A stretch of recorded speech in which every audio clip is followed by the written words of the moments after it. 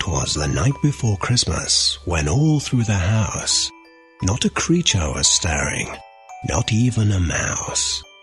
The stockings were hung by the chimney with care, in hopes that St. Nicholas soon would be there. The children were nestled all snug in their beds, while visions of sugar plums danced in their heads. And Mamma in her kerchief, and I in my cap, had just settled down for a long winter's nap, when out on the lawn there arose such a clatter, I sprang from the bed to see what was the matter.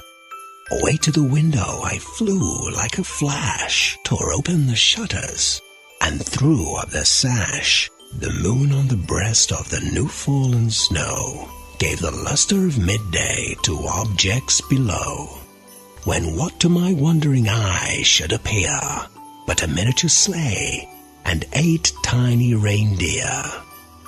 With a little old driver so lively and quick, I knew in a moment it must be Saint Nick. More rapid than eagles, his coursers they came, and he whistled and shouted and called them by name. Now Dasher, now Dancer, now Prancer and Vixen, on Comet, on Cupid, on Donder and Blitzen, to the top of the porch, to the top of the wall. Now dash away, dash away, dash away all. As dry leaves that before the wild hurricane fly, when they meet with an obstacle mount to the sky, so up to the housetop the coursers they flew, with the sleigh full of toys, and St. Nicholas too.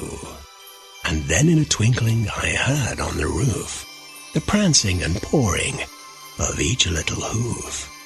As I drew in my hand and was turning around, down the chimney St. Nicholas came with a bound. He was dressed all in fur from his head to his foot, and his clothes were all tarnished with ashes and soot. A bundle of toys he had flung on his back, and he looked like a peddler just opening his pack. His eyes, how they twinkled, his dimples, how merry. His cheeks were like roses, his nose like a cherry. His droll little mouth was drawn up like a bow, and the beard of his chin was as white as the snow. The stump of a pipe he held tight in his teeth, and the smoke it encircled his head like a wreath. He had a broad face and a little round belly that shook when he laughed like a bowl full of jelly. He was chubby and plump, a right jolly old elf, and I laughed when I saw him in spite of myself. A wink of his eye and a twist of his head soon gave me to know I had nothing to dread. He spoke not a word, but went straight to his work, and filled all the stockings, then turned with a jerk, and laying his finger aside of his nose, and giving a nod up the chimney he rose. He sprang to his sleigh, and to his team gave a whistle, and away they all flew like the down of a thistle. But I heard him exclaim, ere he drove out of sight, "Happy Christmas to all, and to all a good night."